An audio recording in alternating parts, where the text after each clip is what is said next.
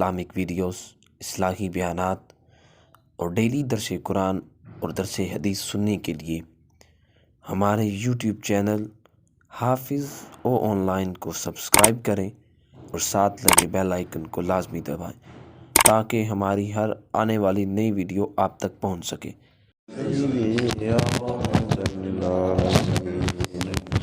الصلاة والسلام عليك يا سيدي يا رحمة للعالمين. أعوذ بالله من الشيطان الرجيم. بسم الله الرحمن الرحيم. ويرزقه من حيث لا يحتسب ومن يتوكل على الله فهو حسبه إن الله بالغ أمره قد جعل الله لكل شيء قدرا. آمنت بالله صدق الله العظیم.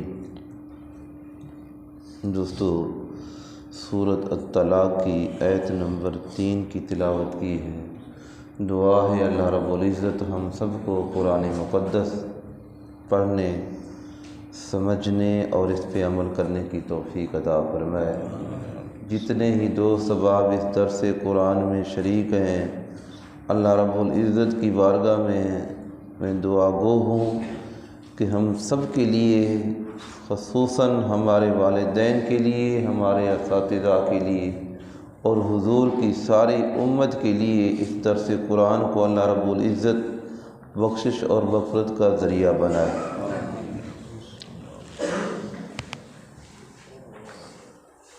کل کے درس کے اندر اس بات کا ذکر ہوا،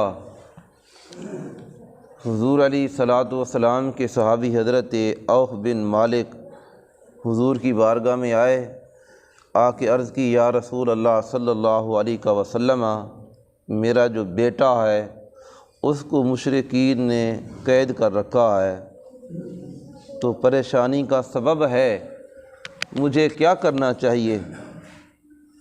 یہ جو آیت نمبر 2 کے آخری جملے ہیں، وَمَن يَتَّقِ اللَّهَ يَجْعَل لَّهُ مَخْرَجًا، اور جو اللہ پر توکل رکھتا ہے، وَمَن يَتَّقِ اللَّهَ، اور جس نے اللہ کو مان لیا، اس کے اوپر اس کا ایمان ہے، اس نے تقوی اختیار کیا ہے، بھروسہ کیا ہے، رب کے اوپر یقین کیا ہے، تو اللہ پاک فرماتا ہے یجعل لہ، بنا دے گا اللہ اس کے لیے مخرجا، کوئی نہ کوئی راستہ اس کے لیے اللہ بنا دے گا۔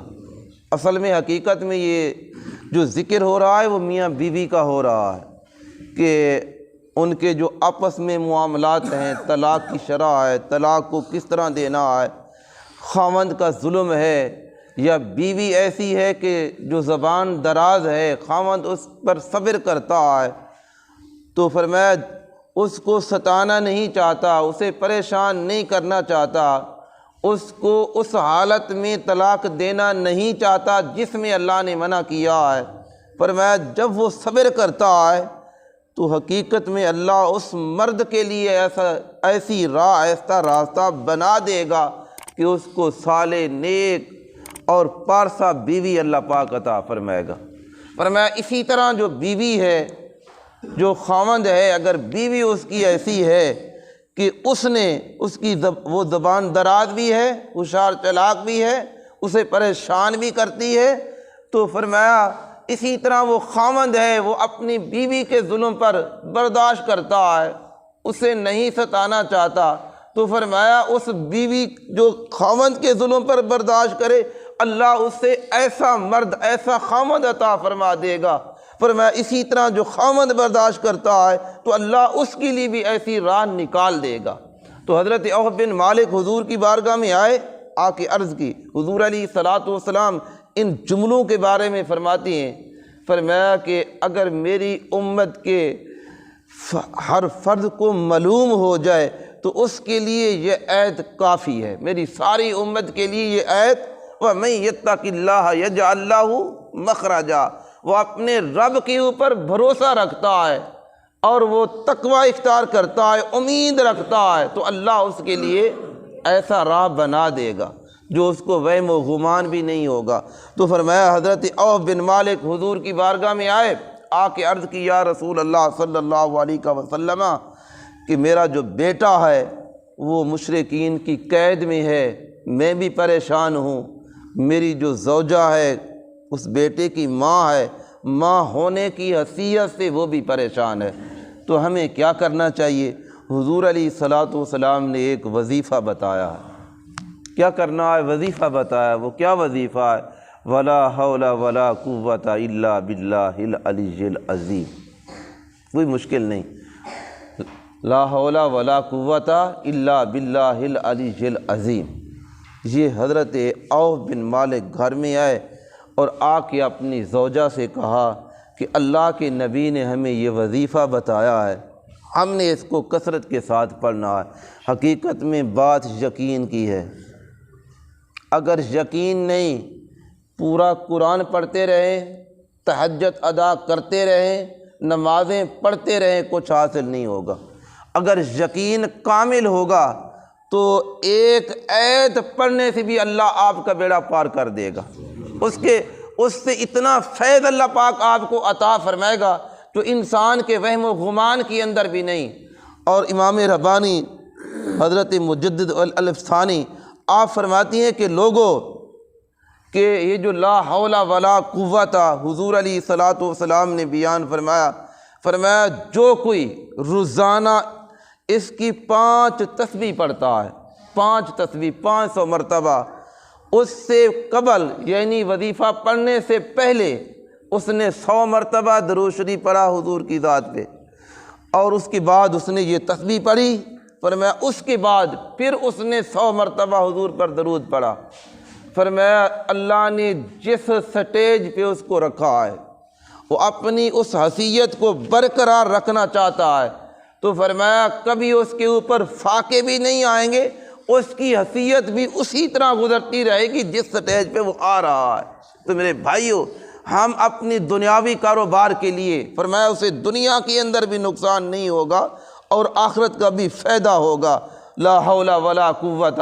تو یہ حضور کے وہ صحابی اور صحابیہ کثرت کے ساتھ گھر کے اندر بیٹھ کے پڑھنا شروع کیا، تو فرمایا چند ہی دن گزرے تھے کہ اس کا بیٹا اور کئی اونٹ اور کئی بکریاں لے کر اپنے والدین کے پاس پہنچ گیا، اور وہاں سے اللہ پاک نے ان کافروں کو غافل کر دیا اور ان کو موقع مل گیا، اسی موقع سے فائدہ اٹھاتے ہوئے جو مال تھا، جو اونٹ تھے، جو بکریاں تھیں، وہ اپنے والدین کے پاس لے کر آ گئے۔ تو اب حضرت عوف بن مالک حضور کی بارگاہ میں دوبارہ آئے۔ یہ بھی غور کریں، کسی کا مال آئے جب تک اللہ اور اللہ کا رسول اجازت نہ دے تو وہ مال ہمارے لیے حلال نہیں۔ یہ نہ دیکھے کہ ہمیں موقع مل گیا ہے، دوسرے کو نہیں معلوم، اس کا مال ہڑپ کر کے کھا جائیں، اس کی شریعت ہماری اجازت نہیں دیتی۔ تو اسی طرح آج کل یہ اس رشتہ داروں کے اندر بڑے رولے ہیں دوستو، جزات کے اوپر بڑے رولے ہیں، اور اسی طرح بیٹیوں کو نہیں مال اس کی وراثت نہیں دی جاتی، اور آپس میں بھائی لڑتے ہیں، جو بھائی طاقتور ہے وہ دوسرے کا حق کھا رہا ہے، ایک کمزور ہے اسے سمجھتا ہے کچھ نہیں۔ میرے بھائی، اس کا حق بھی اللہ دے رہا ہے، تیرا حق بھی اللہ دے رہا ہے۔ ہمیں کم از کم سوچنا چاہیے کہ نہیں بھائی، جو شریعت کے اندر جو وراثت کے قانون ہیں، جو ہماری شریعت کہتی ہے، ہمیں اس کے مطابق چلنا چاہیے، چاہے اس کے اندر ہمیں نقصان ہو چاہے فائدہ ہو۔ تو جو شریعت کے اوپر چلتا ہے، میرا ایمان ہے، کبھی اسے نقصان نہیں ہوتا۔ تو حضرت عوف بن مالک حضور کی بارگاہ میں آئے، عرض کی یا رسول اللہ میرا بیٹا آ بھی گیا، تو ساتھ مال بھی لے آیا ہے۔ تو حضور علیہ الصلوۃ والسلام نے فرمایا یہ اللہ نے تمہیں رزق عطا کیا ہے۔ یہ جو آج کی آیت ہے وَيَرْزُقُ مِنْ حَيْثُ لَا يَحْتَسِبُ، فرمایا اللہ اس کو وہاں سے رزق دیتا ہے جس کا اس کو وہم و گمان بھی نہیں ہوتا کہ کہاں سے میرا رزق آ رہا ہے۔ تو میرے بھائیوں، حضور علیہ الصلوۃ والسلام کی بارگاہ میں حضرت عوف بن مالک جو یہ مسئلہ لے کر آئے، ان کا مال آیا، تو یہ مسئلہ ہے کہ جو مسلمان کسی دارالحرب کے اندر، وہ کسی کی امانت کے طور پر بھی نہیں بلکہ خفیہ طور پہ وہاں گیا، اور ان کفار کا مال بھی ان کے پاس امانت کے طور پہ نہیں رکھا، جب وہ کسی کی پناہ کے اندر وہ شخص مسلمان نہیں گیا، فرمایا اپنی وجہ سے خفیہ طریقے سے گیا، تو ان کا مال اگر تمہارے قبضے میں آ جائے تو یہ شریعت میں اجازت ہے۔ اگر ہاں کافر ملک کے اندر، دارالحرب کے اندر کسی کافر کے پاس وہ امانت کے طور یا پناہ کے طور پہ، یا انہوں نے مال آ کے اس کے پاس حفاظت کے طور پہ رکھا ہے، تو وہ مال حرام ہے، اس کو استعمال مسلمان نہیں کر سکتا۔ جس طرح حضور علیہ الصلوۃ والسلام نے ہجرت فرمائی تو کفار کے مال آپ کے پاس تھے، تو حضور علیہ الصلوۃ والسلام نے وہ امانت کے طور پر تھے، تو حضور علیہ الصلوۃ والسلام نے فرمایا علی یہ مال ان کفار کو دے کر پھر آپ نے مدینے میں آنا ہے۔ تو یہ یاد رکھیں کہ حضور علیہ الصلوۃ، چاہے کافر کا مال بھی ہے، امانت کے طور پہ ہے اور حفاظت کے طور پہ انہوں نے مسلمانوں کے پاس رکھا ہے، تو اس مال کی شریعت ہمیں اجازت نہیں دیتی۔ تو میرے بھائیو، حضور علیہ الصلوۃ والسلام نے فرمایا کہ اس کو حضرت عوف بن مالک اور ان کے گھر والوں کے لیے وہ مال بھی حلال ہو گیا اور ان کا بیٹا بھی مل گیا، اور کس سبب سے؟ انہوں نے اللہ پر بھروسہ رکھا اور اس تسبیح کو پڑھتے رہے، ولا حول ولا قوۃ الا باللہ العلی العظیم۔ اللہ پاک فرما رہا ہے وَيَرْزُقُ مِنْ حَيْثُ لَا يَحْتَسِبُ۔ یہ آیت اس وقت نازل ہوئی جس وقت یہ حضور کے صحابی حضور کی بارگاہ میں مسئلہ پوچھنے کے لیے حاضر ہوئے۔ تو جو فقر ہے، جو تنگی ہے، جو غربت ہے، میرے بھائیو، حضور علیہ الصلوۃ والسلام نے فرمایا ان کو لوگوں کے سامنے بیان نہ کرو۔ آپ کے مشکل حالات ہیں، اللہ پر بھروسہ کریں، اللہ کی بارگاہ میں ان کو پیش کریں۔ فرمایا جو لوگوں کے آگے ہاتھ پھیلاتا ہے، یار میں بڑی مشکل کے اندر آ گیا ہوں اور میری آپ امداد کریں، فرمایا اللہ کبھی اس کی امداد نہیں کرتا۔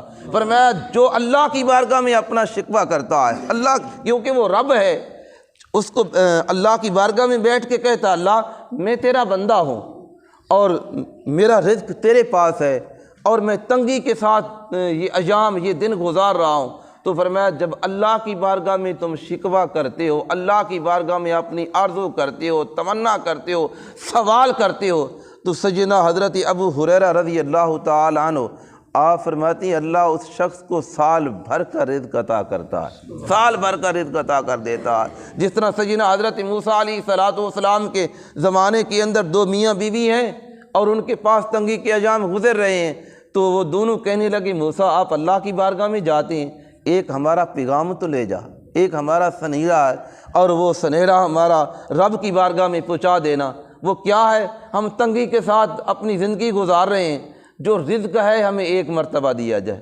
تاکہ خوشحالی کے ساتھ اپنے جو ایام ہیں وہ ایک ہفتے کے ہوں یا مہینے کے ہوں، ہم خوشحالی کے ساتھ گزار سکیں۔ تو کہاں پیغام گیا؟ اللہ کی بارگاہ میں۔ حضرت موسیٰ علیہ الصلوۃ والسلام اللہ کی بارگاہ میں جا کے عرض کرتے ہیں یا اللہ تیرا ایک بندہ ہے، ایک بندی ہے، اس نے ہمیں یہ پیغام بھیجا ہے، تو ان کے فاقے گزر رہے ہیں، تنگی کے ساتھ وہ اپنی زندگی گزار رہے ہیں، تو جتنا رزق ہے ان کو ایک مرتبہ دے دیں۔ تو اللہ نے فرشتوں کو بھیجا اور ان کا مال ان کے پاس آیا، وافر مقدار کے اندر پینے کے مشروبات آ گئے، کھانے کی رزق آ گیا، خوراک آ گئی۔ تو انہوں نے کیا کیا؟ ساری مخلوق خدا کو دعوت دے دی، اور اس کے اندر حضرت موسیٰ علیہ الصلوۃ والسلام سے بھی فرمایا، عرض کی کہ اللہ کے پیغمبر، اللہ کے رسول، آپ نے بھی اس دعوت کے اندر شریک ہونا ہے۔ تو حضرت موسیٰ کلیم اللہ علیہ الصلوۃ والسلام اس دعوت کے اندر شریک ہو گئے۔ آپ نے دیکھا یار انہوں نے تو ایک تھوڑے عرصے کے لیے وہ رزق آیا ہے، انہوں نے ساری مخلوق خدا کو بلا لیا اور مجھے بھی بلایا، تو وہ کھانا کھایا، آپ چلے گئے۔ تو دوسرے دن پھر حضرت موسیٰ علیہ الصلوۃ والسلام کی بارگاہ میں وہ شخص آیا کہ آج بھی آپ کی دعوت ہے، ہمارے ساتھ کھانا کھانا ہے، مخلوق خدا بھی اسی طرح آ رہی ہے۔ تو جس وقت تیسرا دن ہوا تو حضرت موسیٰ علیہ الصلوۃ والسلام اللہ کی بارگاہ میں عرض کرتے ہیں یا اللہ وہ جس بندے کو تو نے یہ رزق دیا ہے وہ تو لوگوں کو کھلا رہا ہے، مجھے بھی کھلا رہا ہے، وہ رزق اس کا ختم بھی نہیں ہو رہا۔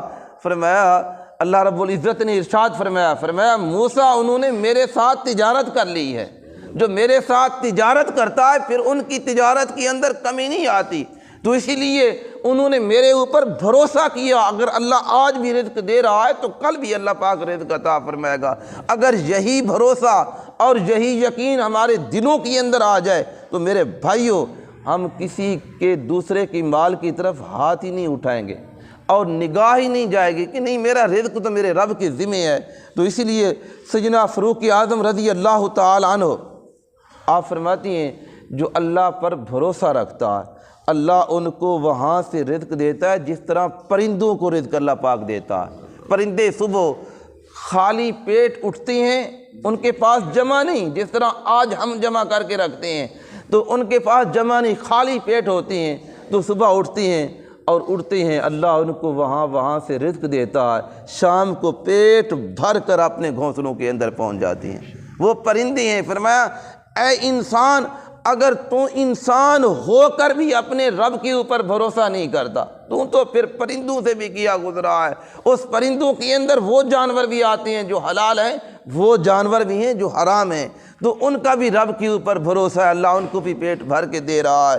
تو میرے بھائیوں، حضور علیہ الصلوۃ والسلام نے فرمایا انسان سب سے اعلیٰ اور اشرف مخلوقات ہے۔ فرمایا اللہ نے اس کو رزق وہاں سے اللہ پاک دیتا ہے اور اسے وہم و گمان بھی نہیں ہوتا۔ وَمَن يَتَوَكَّلْ عَلَى اللَّهِ فَهُوَ حَسْبُهُ، اور جو اپنے رب کے اوپر بھروسہ رکھتا ہے، یہ بھی یاد رکھیں، یہ نہ ہو کہ آپ اسباب کو چھوڑ دیں۔ جو اسباب ہیں، دکانداری ہے، مزدوری ہے، کھیت چلانا ہے، پانی دینا ہے کھیت کے اندر، آپ کہیں نہیں میں تو ہاتھ جوڑ کے بیٹھا ہوں اور بس رب کے اوپر بھروسہ ہے، تو ایسا نہیں کرنا۔ فرمایا ایسا اللہ کو پسند نہیں، اپنا ہیلا وسیلہ ضرور بنائیں، اور رزق دینے والی اللہ کی ذات ہے۔ تو اللہ پاک نے فرمایا وَمَن يَتَوَكَّلْ عَلَى اللَّهِ فَهُوَ حَسْبُهُ، اللہ اس کے لیے کافی ہے۔ ان اللہ بالغ امرہ، بے شک اللہ اپنا کام پورا کرتا ہے۔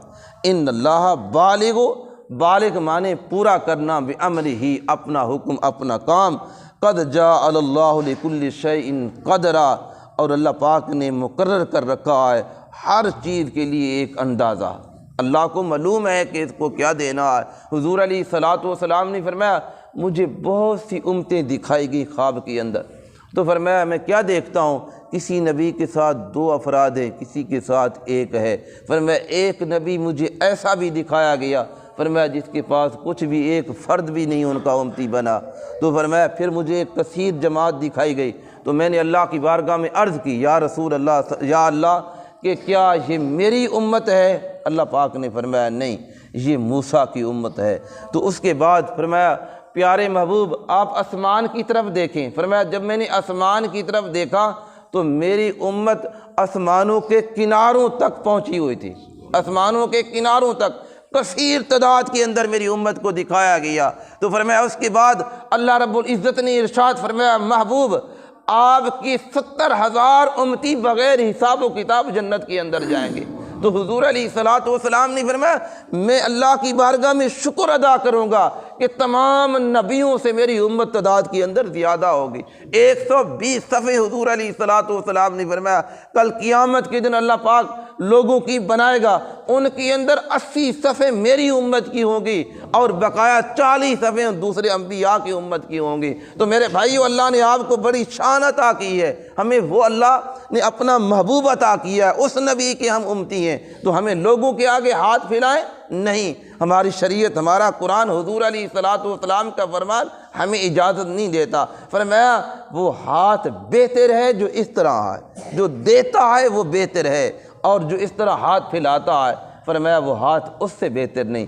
ہاں اگر کمی کوئی تنگی ایسی آ جائے زندگی کے اندر کہ جس وقت حضور علیہ الصلوۃ والسلام نے فرمایا زندگی گزارنا مشکل ہو جائے، اس کے اوپر فاقے پڑیں، تو فرمایا اس وقت شریعت ہماری، اسلام ہمارا مذہب کہ اپنی زندگی کو بچانے کے لیے بھی اس وقت حرام کی اجازت دیتا ہے۔ اتنا لقمہ کھا لیں کہ جتنا آپ کی زندگی بچ جائے، سیر ہو کے نہیں کھانا، اس وقت ہماری شریعت ہمیں اجازت دیتی ہے۔ اس سے پہلے نہ ہمیں اجازت دیتی ہے، نہ ہاتھ پھیلانے کی اجازت دیتی ہے، نہ لوگوں کے آگے مانگنے کی اجازت دیتی ہے۔ تو دعا ہے اللہ رب العزت ہم سب کو حضور علیہ الصلوۃ والسلام کے بتائے ہوئے احکام کے مطابق عمل کی توفیق عطا فرمائے۔ میرے بھائیو اس وظیفے کو اپنے وظائف کے اندر لے آئیں کہ 1 مرتبہ درود شریف اور اس کے بعد 500 مرتبہ اس تسبیح کو لا حول ولا قوت الا باللہ العلی العظیم، اور اس کے بعد پھر آخر میں درود شریف کی ایک تسبیح پڑھیں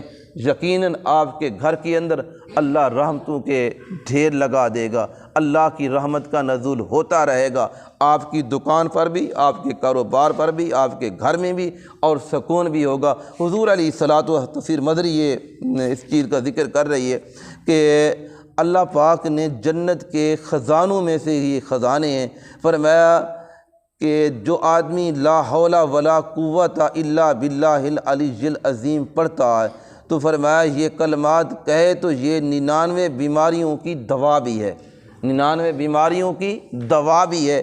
ان میں سے آخری درجہ اس چیز کا ہے جو انسان کے اوپر غم آتی ہیں، پریشانیاں آتی ہیں، تو اللہ اس کے پڑھنے سے اٹھا دیتا ہے 99 بیماریاں۔ آج ایک بیماری آ جائے، بخار آ جائے، فوری طور پہ ہم ڈاکٹر کے پاس چلتے ہیں، جا کے دوائی لے کے ہیں۔ اگر یہ کلمات پڑھیں تو 99 بیماریوں سے اللہ پاک آپ کو نجات دے رہا ہے۔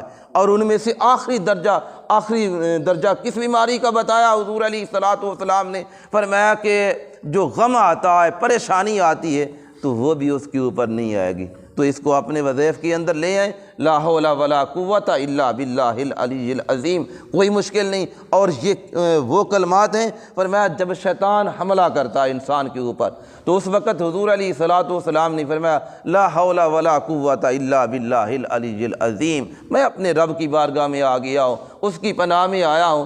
اب جو رب کی پناہ ہے، یہاں تو میں ایک مثال دینا چاہتا ہوں، کوئی کوئی ایم این اے، کوئی ایم پی اے، کوئی وزیر کے پاس چلا جائے، وہ اپنے ڈیرے پہ اسے بٹھا دے تو پولیس اسے اٹھانے کے لیے تیار نہیں کہ ہاں کہ یہ اس کے ڈیرے کے اوپر بیٹھا ہے، وہ ہماری وہاں طاقت نہیں چل سکتی، ہماری مشینری کام نہیں کرتی۔ تو دوستو ایک ایم پی اے کی ڈیرے کے اوپر ایک آدمی کو نہیں اٹھایا جا سکتا۔ جو رب کی پناہ میں آ جائے تو شیطان کیا وہاں اس کے اوپر حملہ کر سکتا ہے؟ نہیں، تو وہ تو سب کو پناہ دینے والا ہے، وہ پروردگار ہے، ہمارا رب ہے۔